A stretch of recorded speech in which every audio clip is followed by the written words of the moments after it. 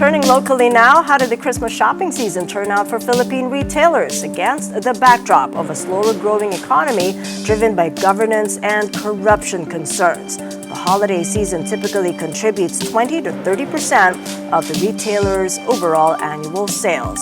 With us now for more is the chairman of the Philippine Retailers Association, Roberto Bobby Claudio Sr. Good having you on, Bobby, and Happy New Year. Good morning, everyone. Good All right. morning to you. So how did that turn out for the retailers over the Christmas holidays? Did we see Filipinos cancel Christmas? No, they didn't cancel, but they somehow cut down their Christmas presents this year. Yes, we did see a slight drop from previous Christmas in 2024 this year. How slight was it? We're looking at about maybe a 8 to 10% drop. Isn't that huge? That's not huge, considering that the e-commerce did come up with a higher return. Simply that consumers, because of the low consumer confidence, because of the existing issues that are being discussed. Governance issues? Governance issues. Not inflation, is it? Or is it also food inflation? Or the very slight. In fact, very the slight. food inflation is very slight. It was well managed by the government. What happened was because of the low consumer confidence, because of the governance issues and the corruption issues. And also, we did see a lot of La Nina effect. Over the last 2 weeks, we had plenty of rain, so people hesitated to get out of their houses. So what they did was either they cut down on their budget. Instead of giving apparel or shoes, Christmas they decided to give breads and cakes. So they just simply reduced, or they did online. So they reduced spending and they went online. They saved on probably transport and Right.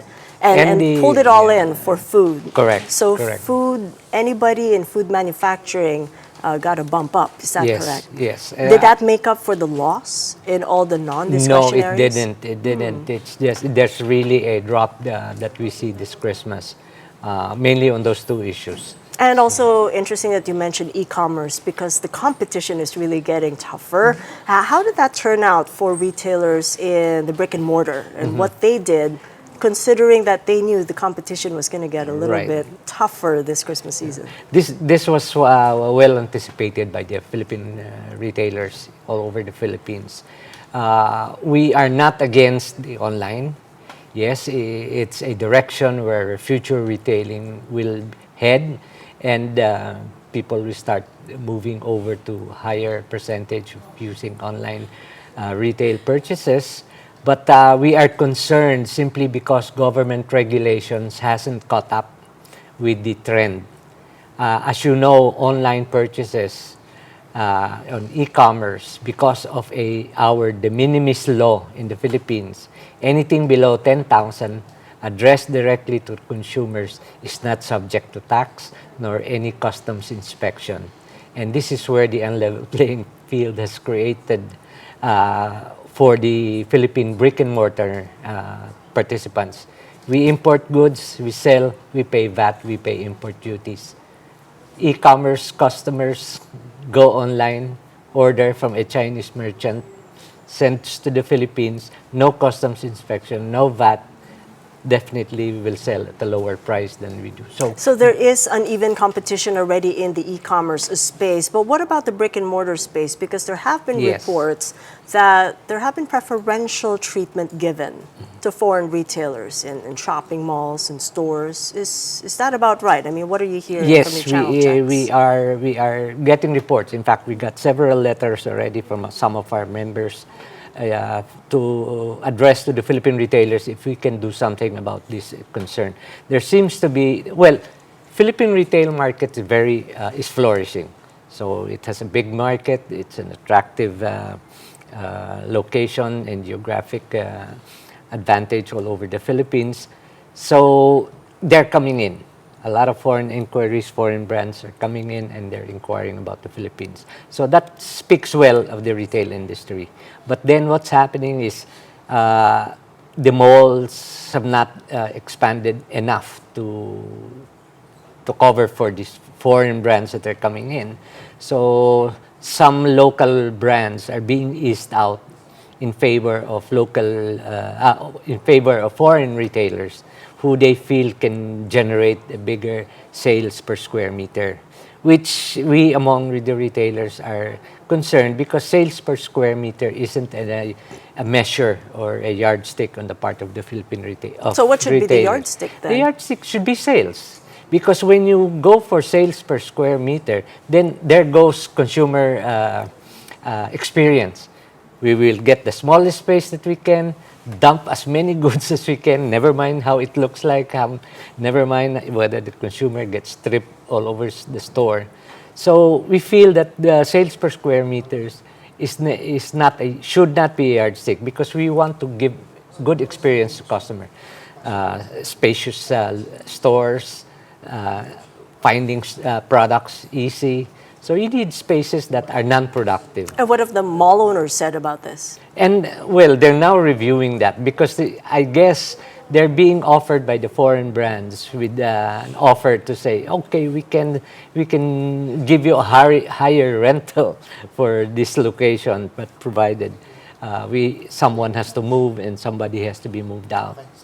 So that's our concern now. They make sure that the balance between local brands and foreign brands be even, and that Filipino brands and entrepreneurs should be given the opportunity to compete with foreign brands. Have you heard back from the Philippine Competition Commission, because you said that you wanted to bring this up to them to establish that evenness? Yes, in the competition we space?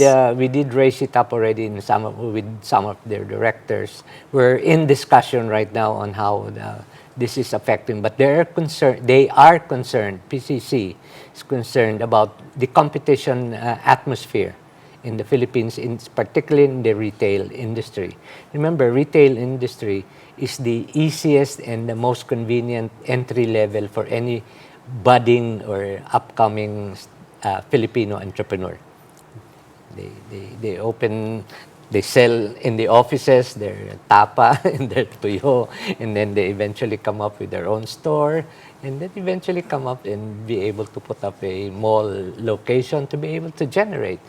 It's an easy business to do because if you feel that some products are not selling, you just simply shift products. Unlike manufacturing, if you start putting up the manufacturing facilities, it's not easy to move to another product if your first effort fails.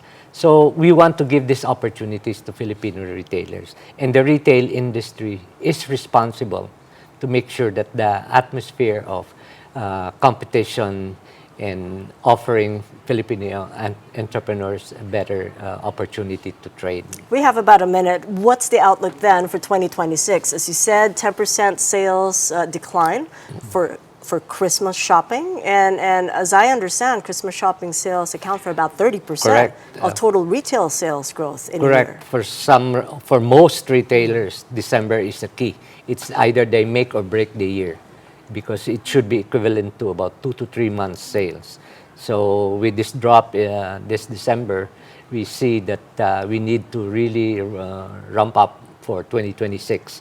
And we see a positive activities that will happen in 2026. We are, by the way, launching the VAT refund for tourists.